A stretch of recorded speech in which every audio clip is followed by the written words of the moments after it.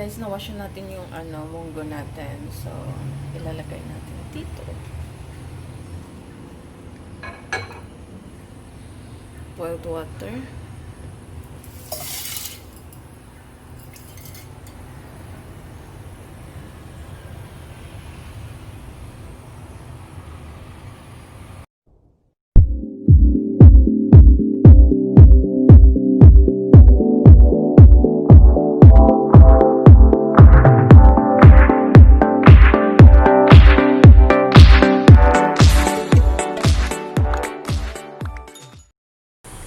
Okay guys, eto na po yung ingredients natin sa ginisang monggo. So, meron tayong alubate.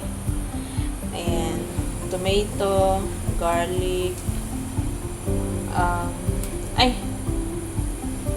garlic, tapos onion, tapos kalabasa, tsaka yung baboy na medyo may taba.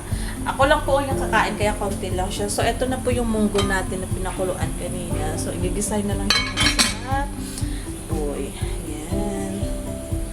So, ready na siya. Ang ating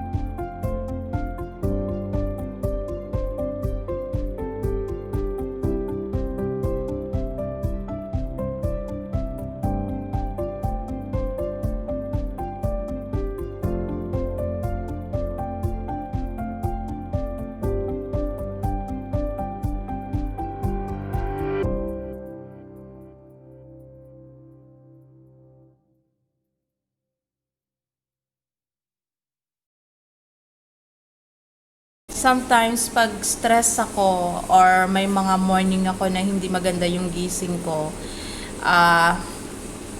eto lang yung tinitignan ko. Nakakatanggal kasi ng stress yung mga isda. So,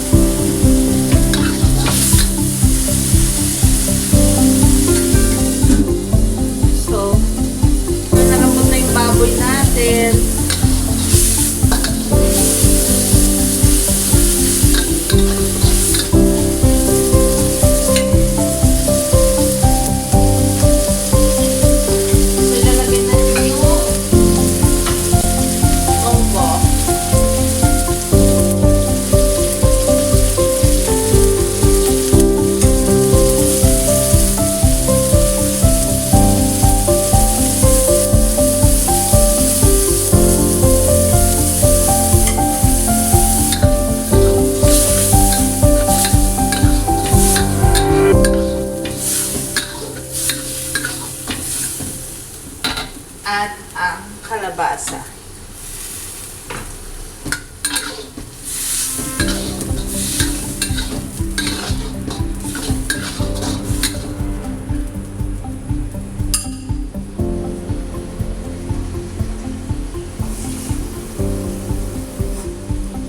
At tubig, guys. And let it boil. Okay. So, yan na. And let it boil.